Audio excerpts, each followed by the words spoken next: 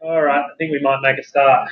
So, the topic that's very close to my heart this week, so microbial risk assessment. So last week we looked at chemical risk assessment. This week, actually, our hazard source are going to be pathogenic microorganisms. So if you've had a look through the N Health guidelines, which I'm hoping you have, because you need to for your assignment, you will realise there is data in there on calculating issues around microbial risk assessment. The reason that is, the exposure assessment is the same. You will be able to get the same exposure factors from the same handbooks. In this lecture today, you'll see a few examples from the Australian guidelines from recycled water, but they're likely to be the same, if not similar numbers. So today we're going to go through what are the pathogens that you should be worried about, some techniques to quantify microbial risk, and also a little bit about how we calculate how that risk is controlled. So up there is an example. This is what it's all about. If you leave able to work through the example down the bottom of those slides today, then you've learned everything you're meant to have learned. And this is a real example. So we might want to take sewage. We might want to use it to irrigate a golf course instead of using perfectly good potable drinking water. You know, people are only going to play golf on that golf course. But the questions we need to ask are, well, what unit operations, what water treatment processes would we put in the middle, and how would we measure the success of those to make sure we're supplying a safe water? That's what today's all about. So the original John Snow knew something. In London in 1854, noticed there was a hazardous event. There were 500 deaths in 10 days. For whatever reason, Mr. Snow decided that plotting these deaths on a map of London was a good idea. And that resulted in one of the first epidemiological studies. So an epidemiological study is where you study groups of populations and see what might have caused some sort of result in those populations. So after fairly cleverly plotting those deaths on a map, he realised they were all around the same water pump. So what was the conclusion? Well, these people are dying because of that water pump. They all get water from the same pump.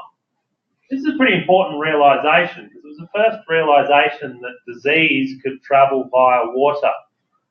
If any of you are familiar with those old, generally a bit interesting movies of the plague doctors with their big masks, it almost looks like a crow or a raven.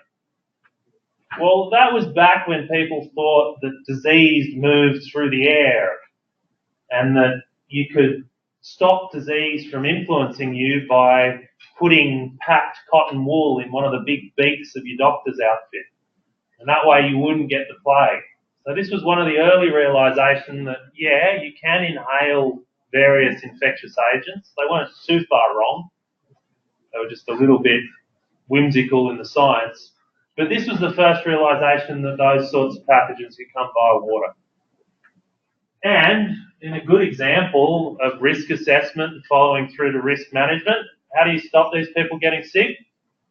Well, make sure their pump doesn't work. Take the handle off. So it's a ghoulish example. 500 people died, like the start of last week. We went through a heap of chemical disasters. But this is a nice complete one. There was good science, there was a strong conclusion, and there was good management.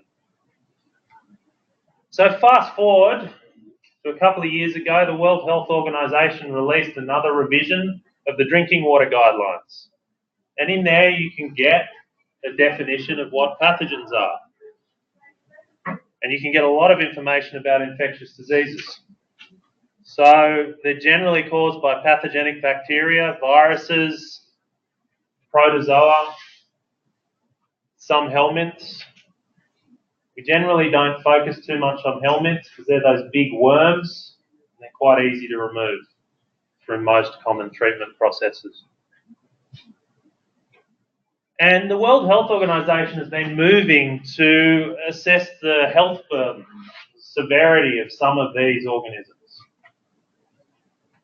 But compared to chemicals, and you see this reflected in the sorts of research that gets done, pathogens are still the main issue. If you're exposed to pathogens, generally there is an immediate impact. It doesn't take a high dosage. Just one will be enough. Sometimes if it can breed inside you and take, it will make you sick. And because of that immediacy, because we can't see it, but we need to know how to control it, they're still seen as a priority.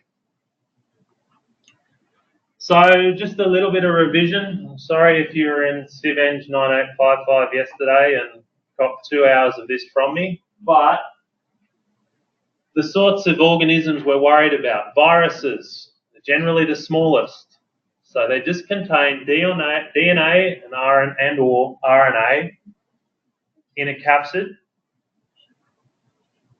They don't have a means of transport. They don't have little flagella. So they'll float around, they'll stick to particles, but they replicate by invading a host. So when they invade a host, and that could be you, if it's a pathogen, or some of the cells within you, they start replicating. And it's that action, when they start replicating, that makes you sick. So some important viruses that you might be familiar with are hepatitis A. Hopefully you'll get vaccinated for that, or most of you will have been vaccinated for that if you're going to deal with environmental samples. Norovirus and rotavirus. There are others. The bacteria, these are a little bit bigger. Some of them are motile, that means they can move. So that little flagella down the bottom, the little wobbly things, they can use them to propel themselves through water.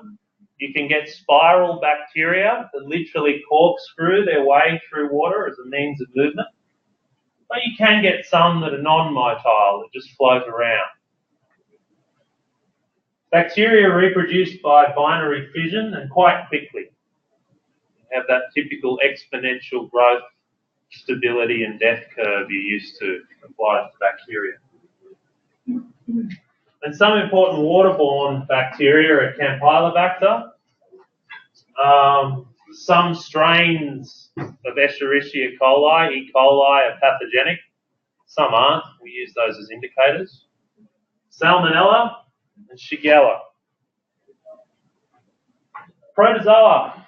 The most common one of these is Cryptosporidium. Protozoa are of concern, not necessarily because of their size. They're on the higher end of bacteria, so 3 to 6 micrometers for Cryptosporidium oocysts. So most filtration processes can remove them. Protozoa are concerning, especially in the case of Cryptosporidium, because you can't use chlorine to remove it. It's really resistant to disinfection. It forms spores, and chlorine has limited impact, which means in our chlorinated drinking water supply, which is one of our major barriers to maintain public health, Cryptosporidium is quite resistant to that.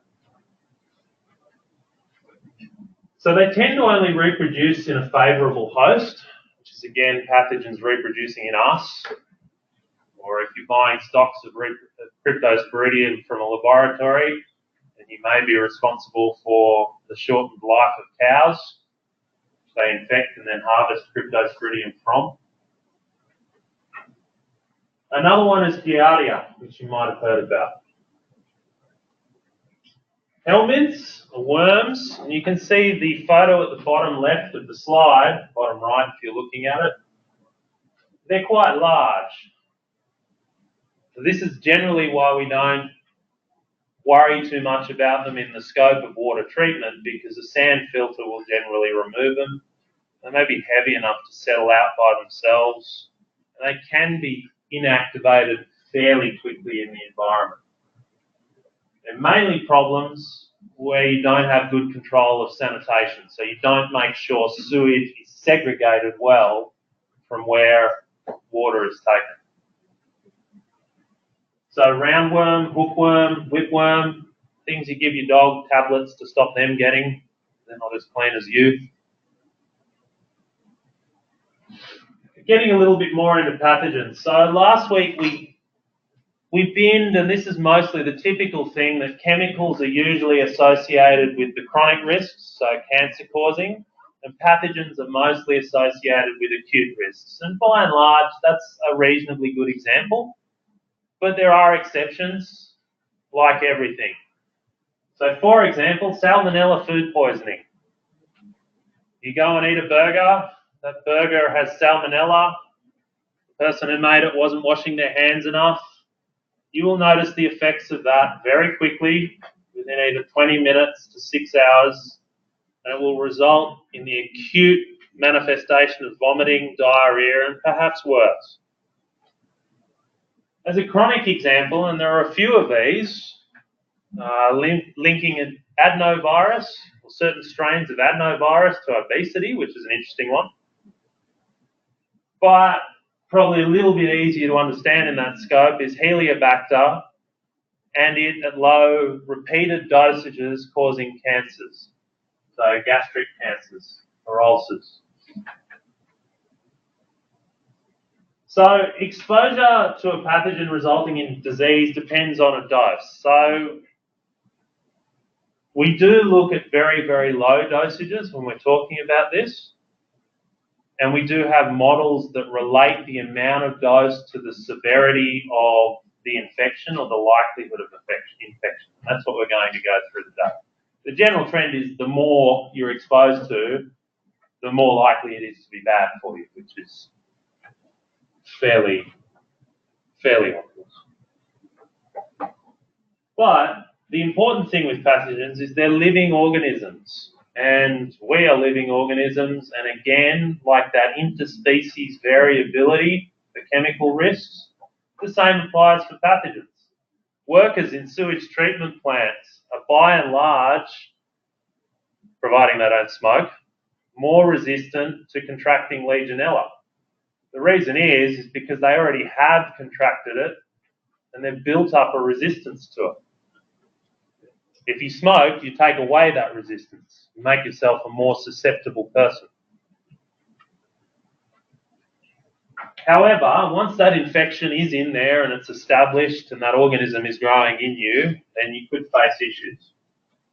So not all waterborne pathogens need us to multiply. So Legionella is a good example. So that can multiply in biofilms. So I've got a photo of a cooling tower down the bottom there.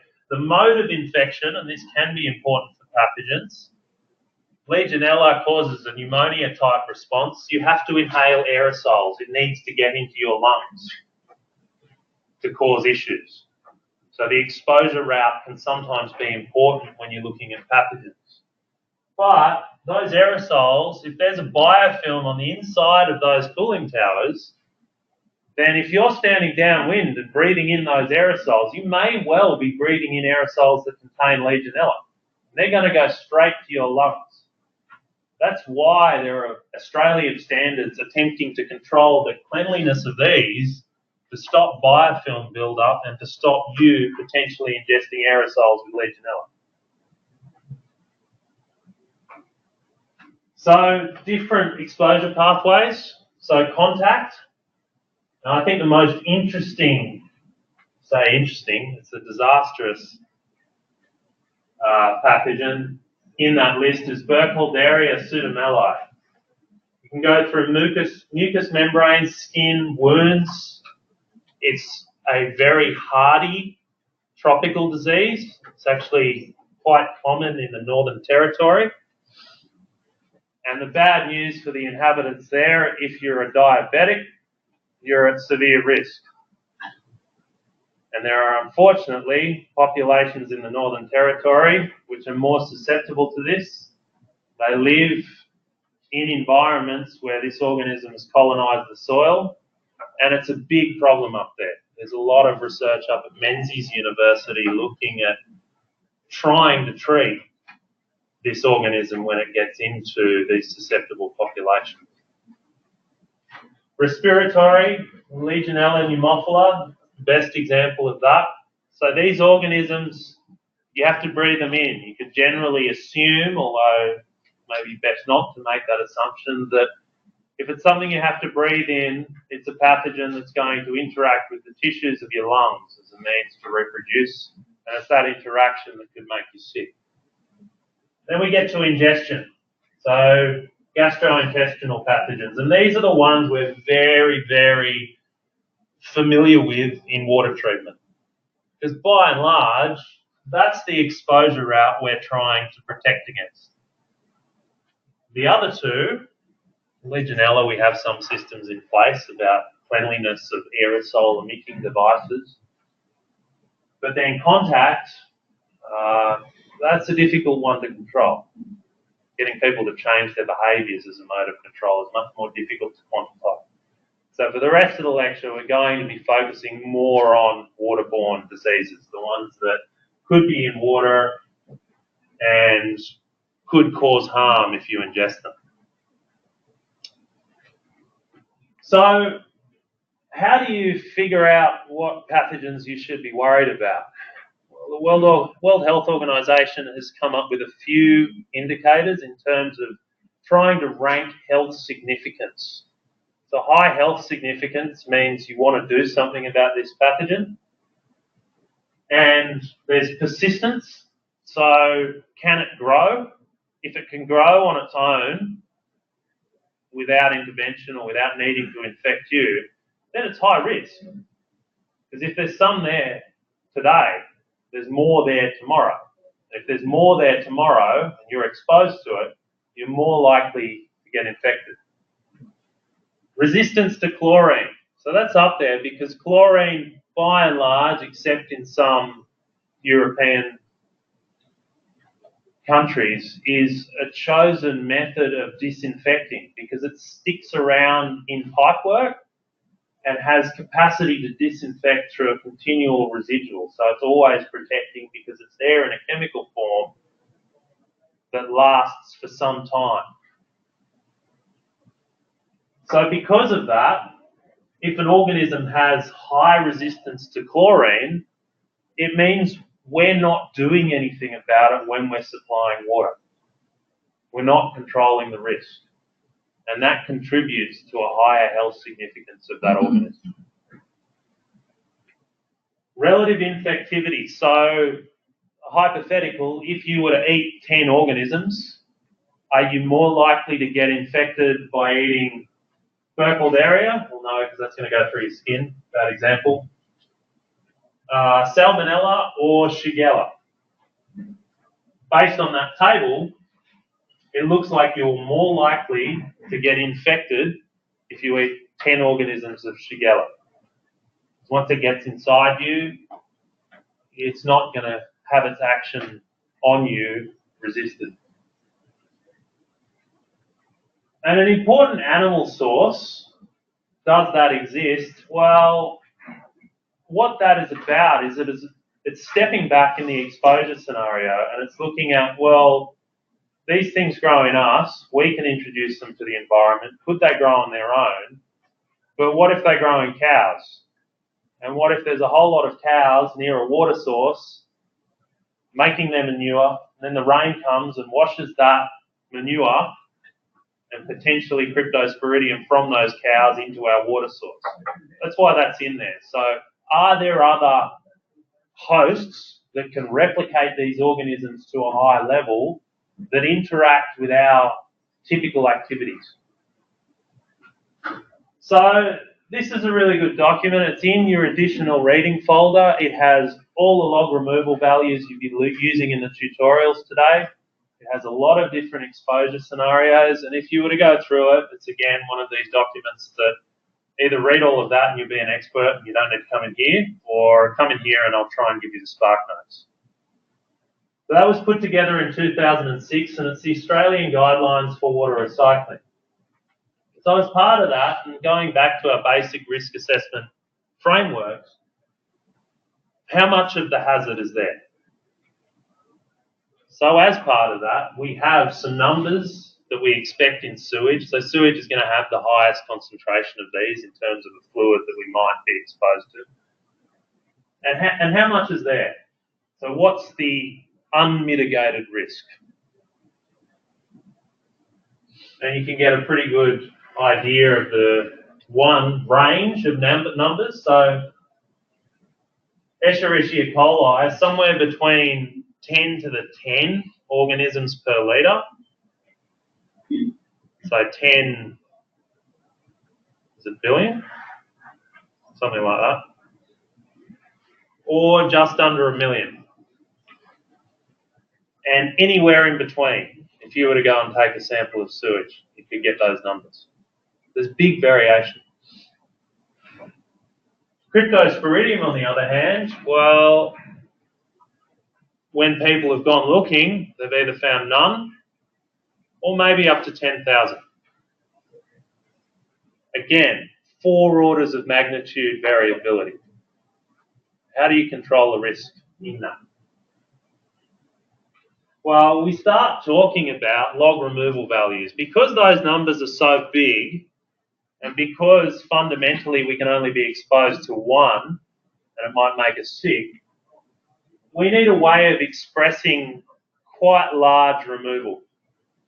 So we use this log removal value equation, and that's what LRV stands for. We look at the logarithm to the base 10 of whatever's coming in to a treatment process, so it could be sewage, the untreated water, divided by the treated water, so what's going out.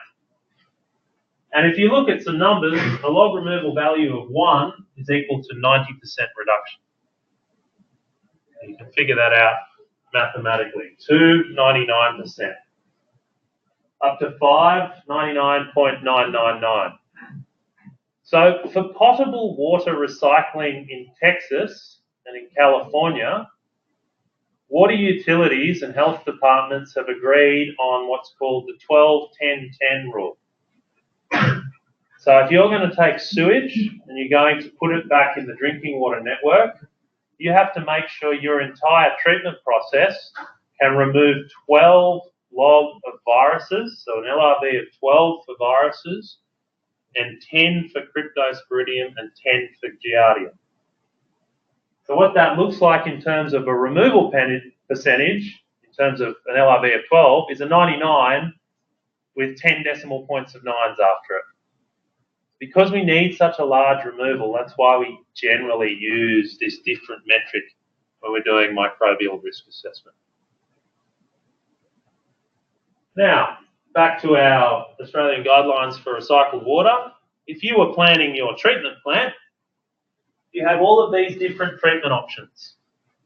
As the person responsible for microbial risk assessment, you're interested in how much of your target pathogen do each of those remove. So, to help you, there's a list of potential target pathogens along the top, and there's a list of unit operations, and in between, there's sometimes a range, sometimes a single number of log removal values. That's given to you. As part of my PhD, I conducted 180 site visits to go and try and measure a few more for a different unit operation. It was thrilling, very repetitive. Based on that, if you were going to do a risk assessment and you're looking at one of those with a range, can anyone volunteer an answer to which number within that range you might choose if you were doing your risk assessment?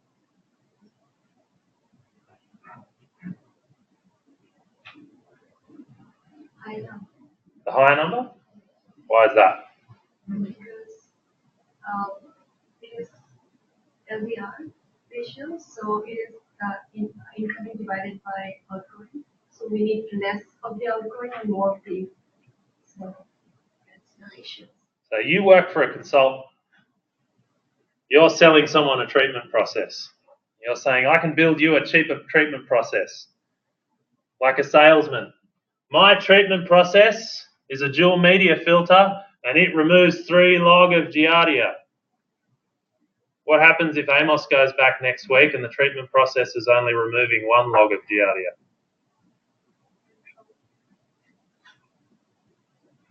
So yes, it is definitely cheaper for you if you're designing a process to use the biggest possible log removal value. But if you're interested in protecting public health and you know that you can get 3, but you know it's possible to get 1, then you should probably use 1. So we call that making a conservative assumption, assuming that we're going to get worst case performance, and that's important. The realization of that is that if you assume you only get 1, in truth, you're probably going to always get more than that, and that's good, because it means the treated water concentration you calculate to then do your exposure assessment on is going to be higher than it potentially is in reality. But you'll save your water treatment utility money by taking the highest one.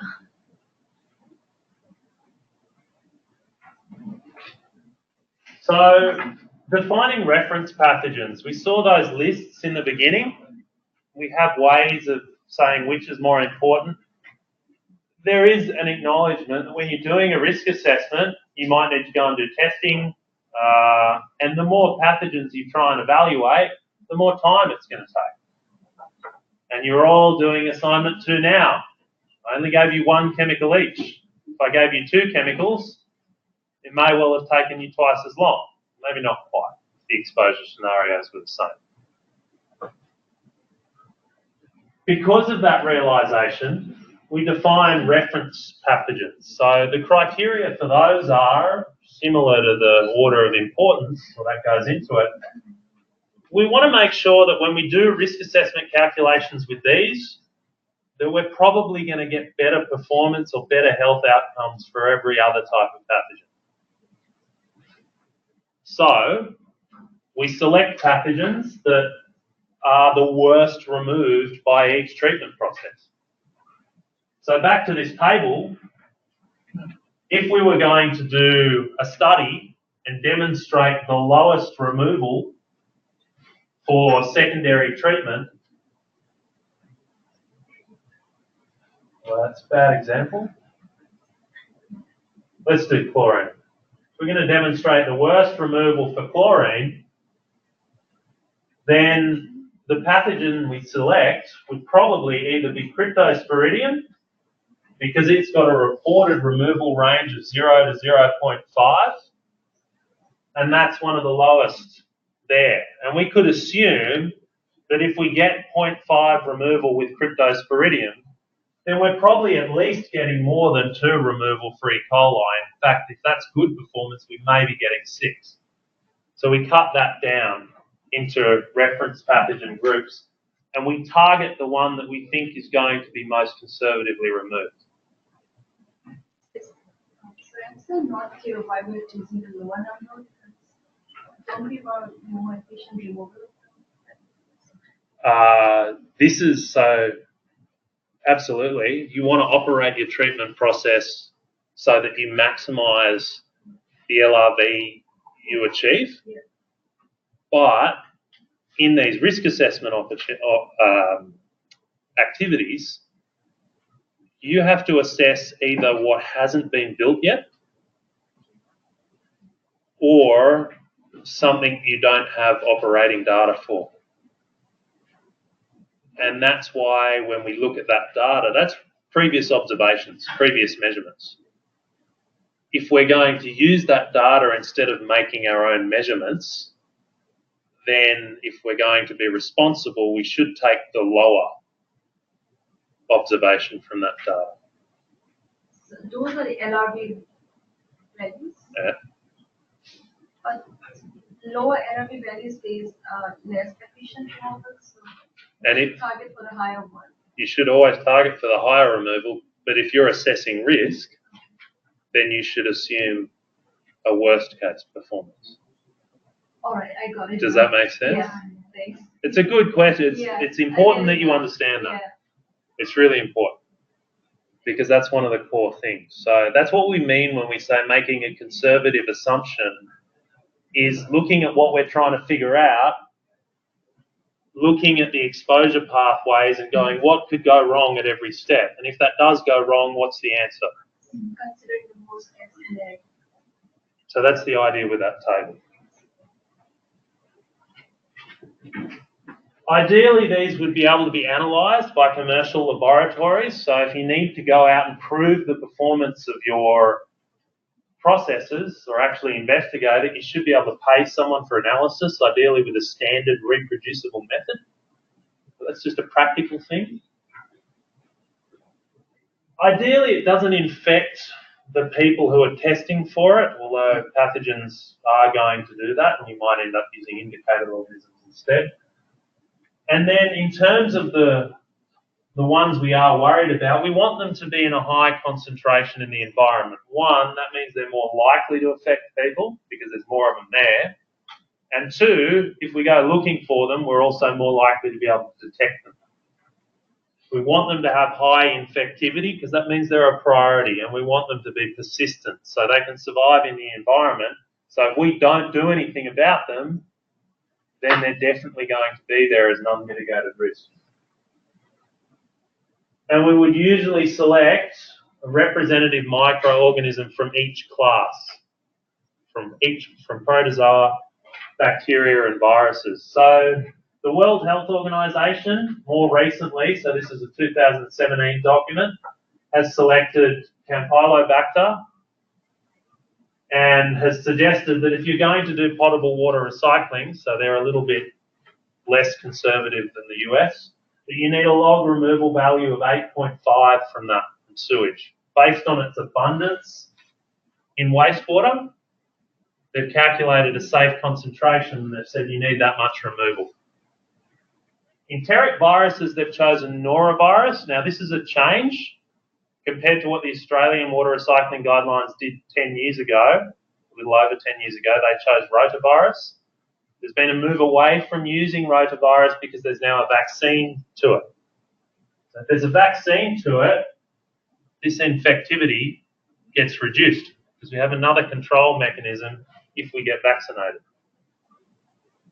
And enteric protozoa still sits out there at Cryptosporidium. So, does everyone remember maths? Does everyone like maths? When you're doing these sorts of calculations, I've just put this slide in there. Please go back to it. Please go through it. I just thought it was a helpful reminder before I start making you do anything. This will get you through the whole tutorial. This is where we're starting. So if we want to get rid of a log to the base 10, we put it to the power of 10. So if we want to know x, and it's in the middle of the log, and we don't want the log there anymore, we put 10 to the log and we get x. If we have log of one number divided by another, like an LRV, then it's the same as writing log of x minus log of y. Similarly, if we had log of x times y, that will separate into log of x plus log of y. LRV could be rewritten like that, from that, using that log law. Now, this scenario, what if you know the untreated source water contamination? What if you have a way of assessing your LRV, say from looking at the Australian guidelines for recycled water? What if you want to figure out the water concentration that's coming out? That's where you need to rearrange these because you know the untreated concentration, you know the LRV, and your risk is going to be determined by that treated concentration. So down the bottom here, just gone through it step by step. The blue writing is to try and show you what's happened to both sides of that equation. Hopefully you can follow it through to the end. This is where you want to end up, down the bottom, in the left-hand corner. You've got a treated water concentration if everything is expressed to the base 10, just to make the maths easier, so you can sometimes do it in your head, just with subtraction. 10 to the x, where x is the starting concentration, or the indice for the starting concentration, minus the LRB, give you your treated concentration. It's a useful rearrangement to have, and it's just based on that log removal value equation. You can see again, we're dealing with big numbers. There was an exercise yesterday in a class I was running where I gave people agar plates. I told them what dilution of organisms was there. I got them to count the number of organisms on the plate. And the correct answer was 280,000 colony-forming units per 100 millilitres. So this is the size of numbers you're dealing with, and that's often why you use scientific notation for it. So let's use it. So what we have here is a conceptual site model or a conceptual diagram of a scenario. We have raw sewage. We have a water treatment train where we have primary treatment, so settling solids out. We have secondary treatment, so some sort of biological nutrient removal. We have microfiltration, so using a membrane to strain out all the solids. We have reverse osmosis, so another membrane, but this one is dense enough that not only does it remove solids, it also pulls salt out of water. And then finally we have chlorination, and then it looks like people are drinking it. And they're drinking 1 litre per day of it. So your job, I've told you your starting concentration, your untreated concentration of enteroviruses. What do you think the concentration at each stage is going to be? Anyone want to have a go at it? Minus always.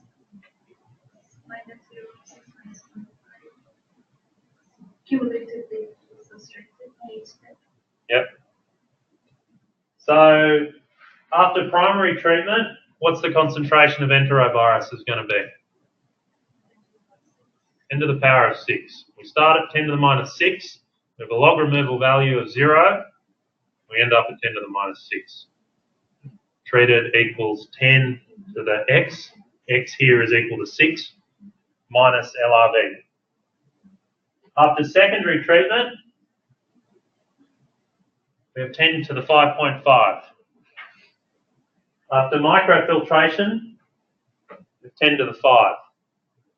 Reverse osmosis, we have 10 to the minus 1. Now, don't let the negative numbers up the top scare you. That's okay. That's 1 divided by 10. And these are the sorts of numbers we actually want to get down to a safe concentration. What that means, it's not 1/10 of an organism in a litre. It's one organism in 10 litres. So you would need to drink 10 litres of water before you are likely to ingest one organism. And that whole lot of 10 litres would have to have the same average concentration.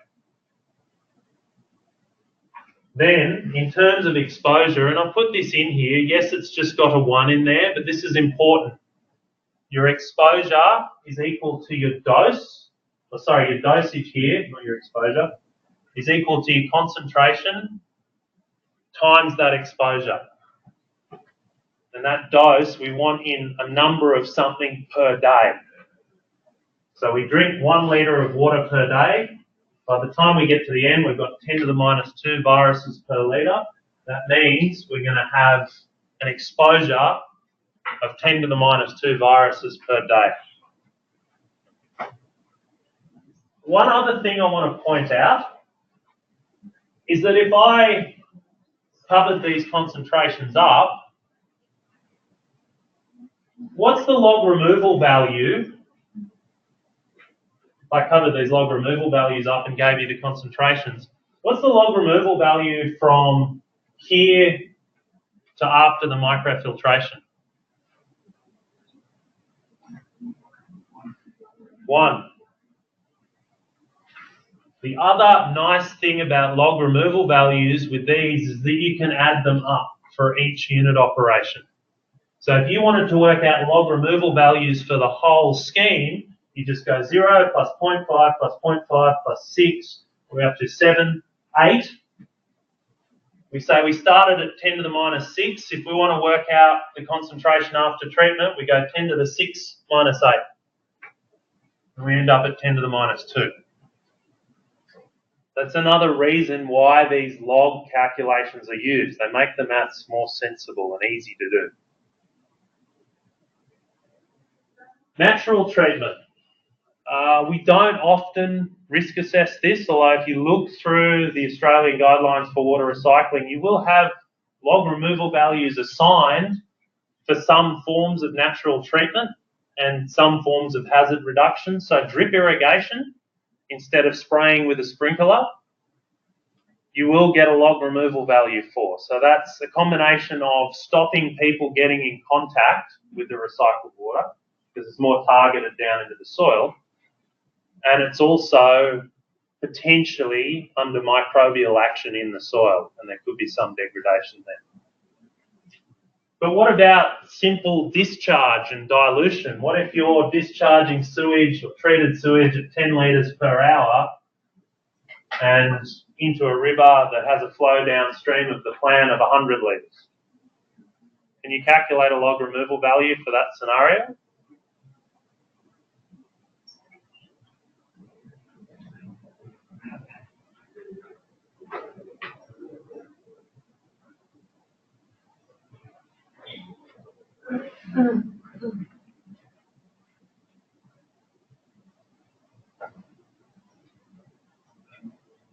Might need to draw a picture. There are less pathogens downstream. 90% of the value, or 90% of them, have been replaced, presumably, with no pathogens.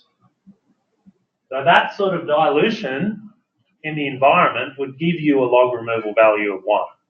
This ratio. 10 in, 100 out, it's 1/10 of its concentration coming out. So that can act to reduce the load, and you do take that into account when you draw a bigger conceptual site model. The risks with doing that are you don't control the river. So you want to be quite certain that that has a constant flow. And you'd also want to be quite certain that you control the volume of sewage you're discharging, and that's more likely because that will have, in sensitive environments, limits on flow.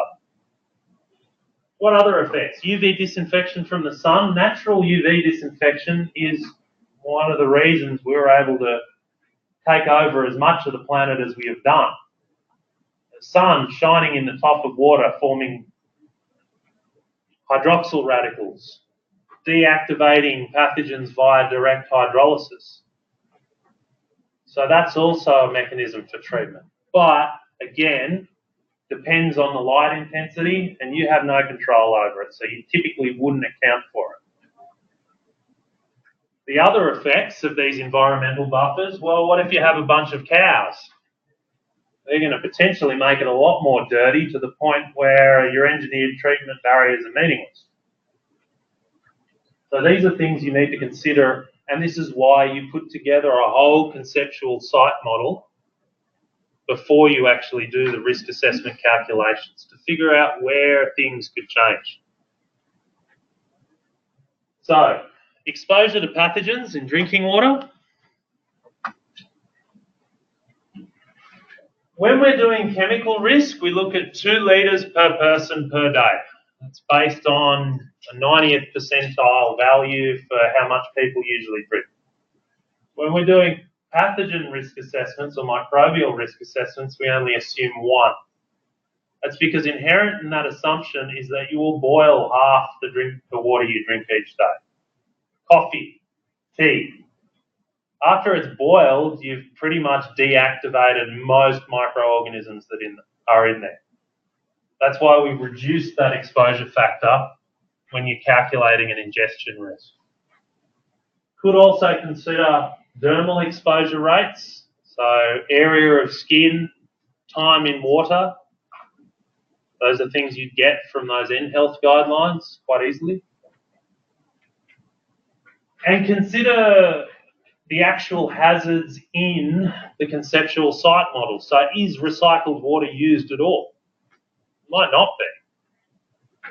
Or if you're monitoring a drinking water reservoir, how much activity is there around that reservoir? How much potential contamination is there that could get into that reservoir and then end up in the drinking water supply? And are you doing enough about that? The Water Corporation has sentinel chickens in Western Australia. Chickens, they wander around the outside of the water bodies. The operators keep an eye on them because they know those chickens are susceptible to contaminants that have been known to leach into those water supplies in the past.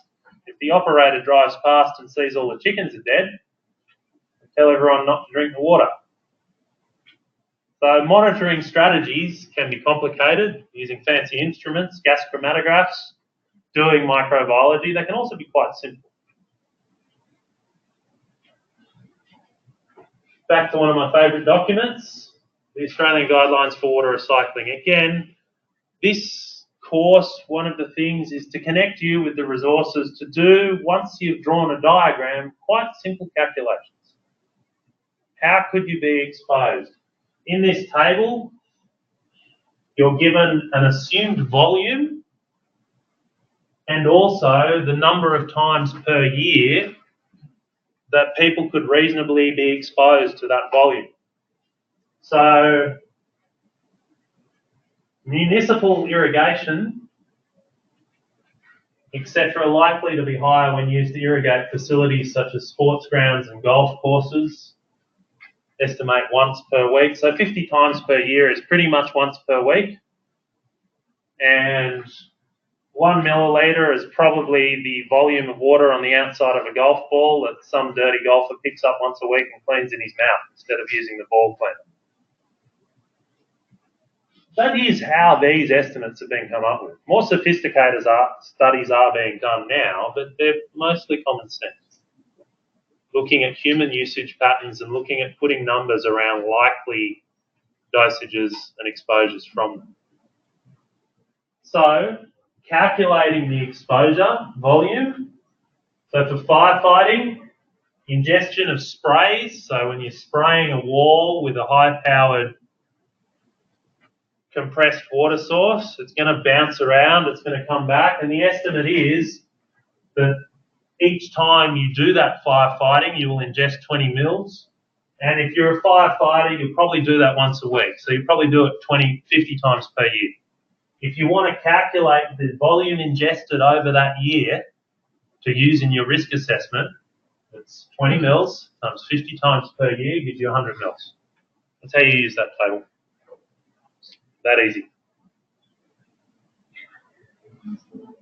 The only thing to check with this table, though, is check your units in everything you do. Write them down. So 100 millilitres, that's okay if your microorganism units are in millilitres. If they're not, make sure you convert it to litres or whatever they're in before you use these numbers. 100 millilitres is 0.1 litres. So moving on to dose-response relationships. So we've talked about the environment, we've talked about usages and potential control. Well, how do you measure human susceptibility to different organisms? We use these dose-response relationships. These are similar to our NOEL and LOEL curves for chemicals. They're a result of giving different dosages to people or animals and inferring, or in this case, mainly inferring based on epidemiological studies to people, or with Cryptosporidium, rabbits.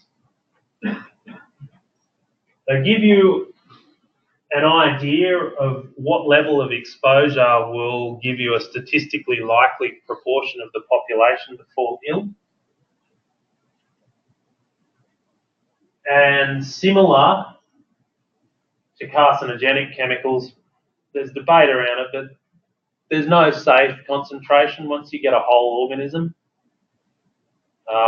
there is a chance that you could get sick. And then you look at the pattern of those results. So do they go up linearly?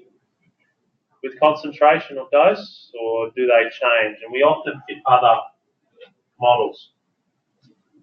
So,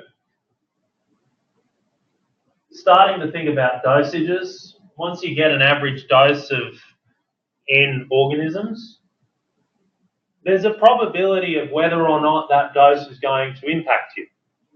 It's going to be distributed across the population. So it's got in, our treatment barriers have failed. There could be an immune response. Did that fail? No. Goes on. Could be another immune response. Eventually, it could cause illness. And you can summarize that diagram in terms of a probability of an illness or probability of infection.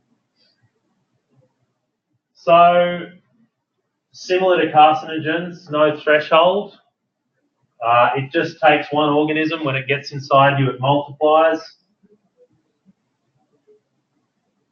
This is considered reasonable in terms of risk protection, but it's almost impossible to get the actual data. So it's accepted, similar to carcinogens, as being conservative, but probably not quite correct. And then that non-threshold, the one is enough, is if you were to ingest one organism, the chances of it getting through these barriers in yourself are quite small, but there is some chance that it could. There's no amount of safeguards that are going to give you a probability of 0. So there's exponential models for dose response. So we look at the dose, D, the number of organisms, and then we look at some sort of factor which is to do with the host to pathogen. So you are the host and the pathogen. How likely is it that you will succumb to an infection? That's that R parameter in that equation. So there's exponential models to describe this. And there's an important assumption is that when you're fitting these statistical models, you've generally got a basis. The basis here is that, well, the R value, the likelihood of there being an interaction between the host and the pathogen is constant. That's the assumption with these models. So it just depends on the dose. It's proportional to the dose, and you can describe it with an R.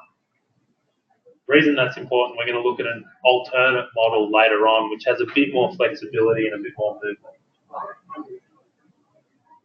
So if R gets smaller, you need a higher dose to increase the probability of infection. But the shape of the curve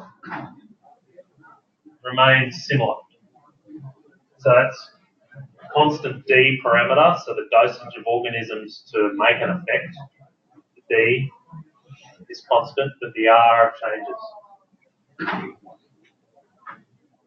So the other model is a beta-Poisson model.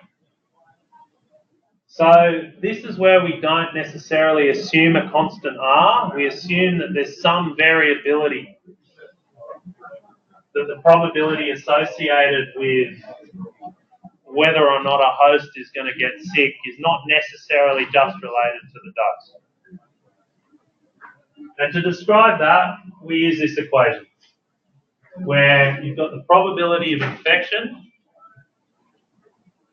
you have a mean or average number of microorganisms that have been ingested, you have the median infective dose. So looking at a study of different people who've been infected, how many organisms did it usually take before you got a sick response? That's that N50 constant. And then you've got a model constant, which is just the value they played with to try and get their curve to fit the sickness data that they had. You get all of those from published literature. And what you may note is that as alpha goes to infinity, the dose response equation goes to an exponential model. So where exponential models apply for these interactions, the significance of that alpha factor is big. It's important in the calculation, more important than the other parameters. And the shape of the curve is similar. And as you get bigger, well, constant N50, but a bigger alpha, that slope decreases. They also look similar to the exponential models.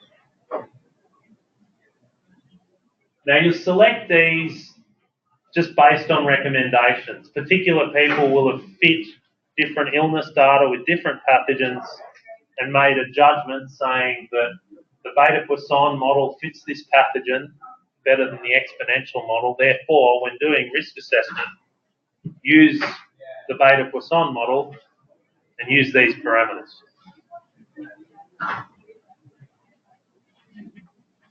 There's still variability between different pathogen strains, and you could go and work out different dose-response models to fit all the different strains and get better alignment with data by controlling more variables. And there's still variability in hosts, so healthy immune adults, these don't really account for that. The N50, the beta-Poisson model, would be higher for a healthy immune adult. So as a pop quiz, if you are going to do a risk assessment with these various cryptosporidium dose responses, which colour curve could you reasonably use?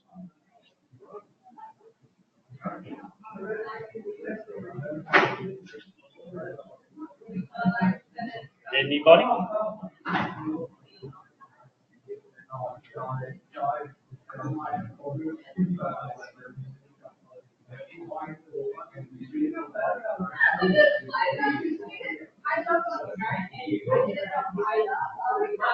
Someone said something.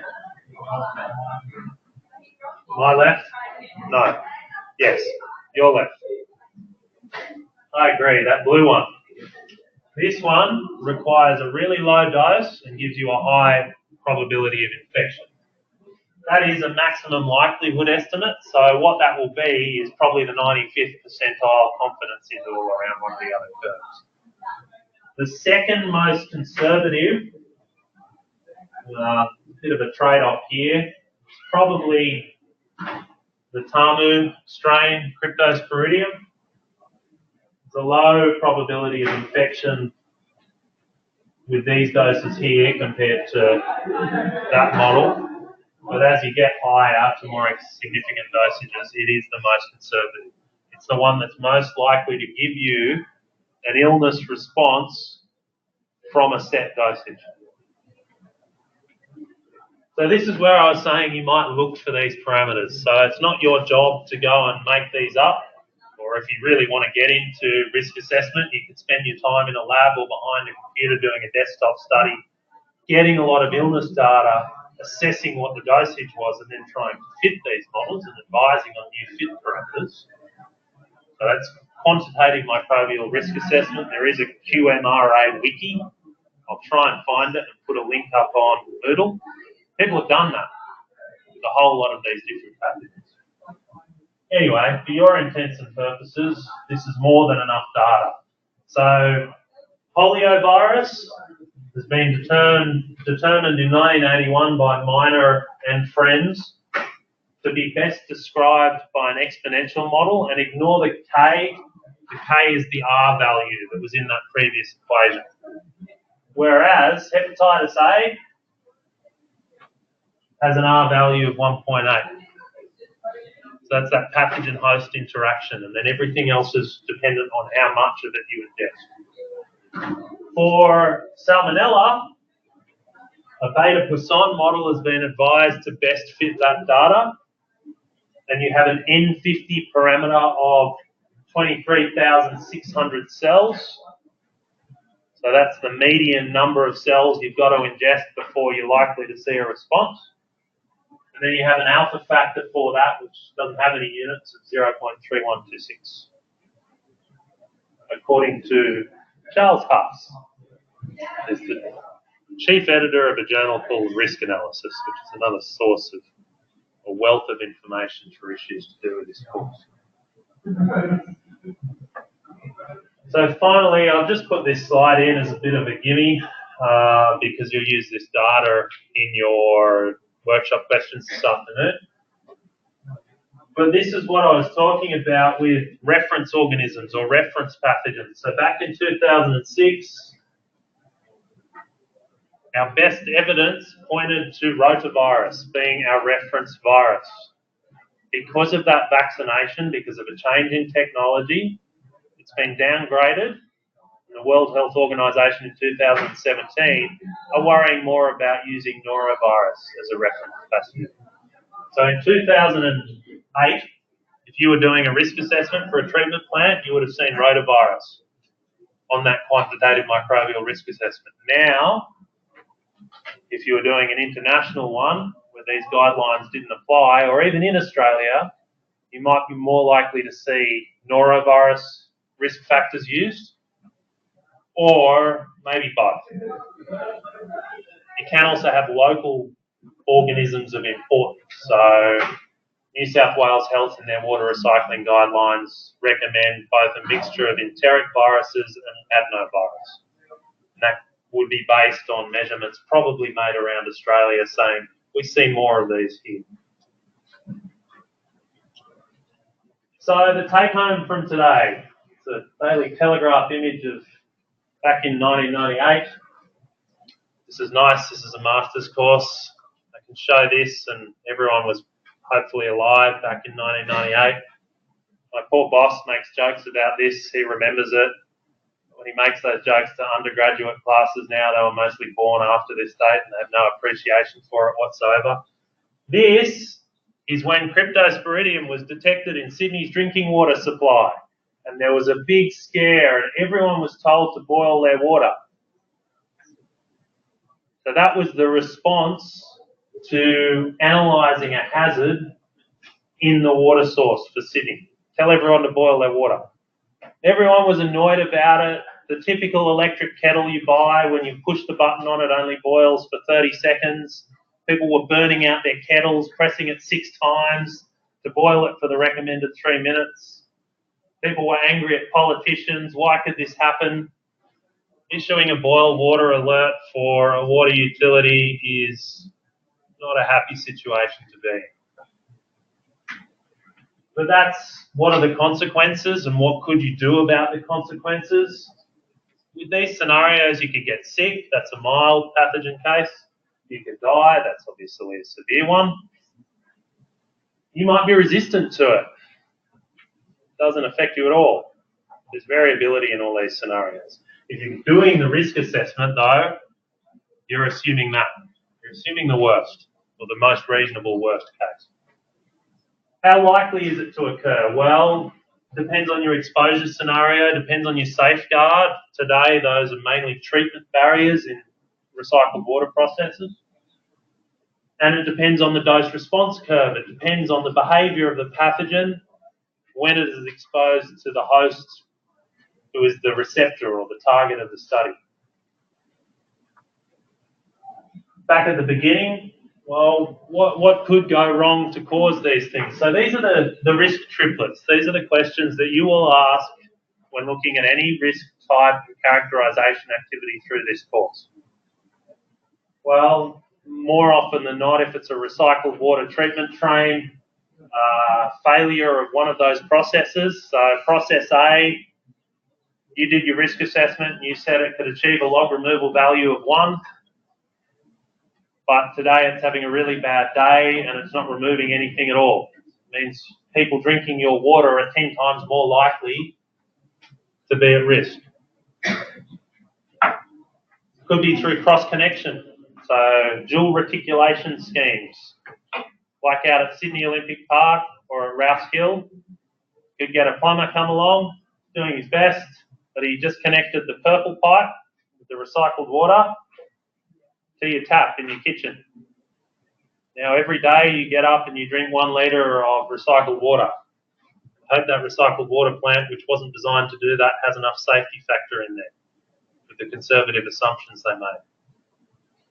Funny story about that. For 5 years at Sydney Olympic Park Village, a few of the units there were cross-connected to the water recycling plant from Homebush.